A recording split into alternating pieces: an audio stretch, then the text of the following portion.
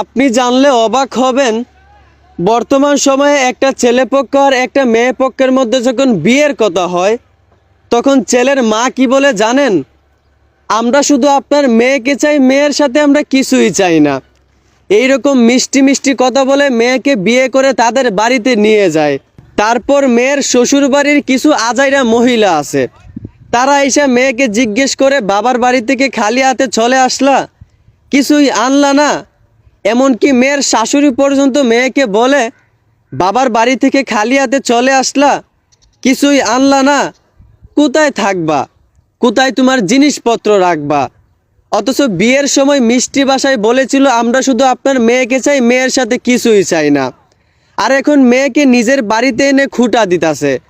কত বড় মুনাফিক একবার চিন্তা করেন। আমি বলি কি, ও হয় পুরুষ?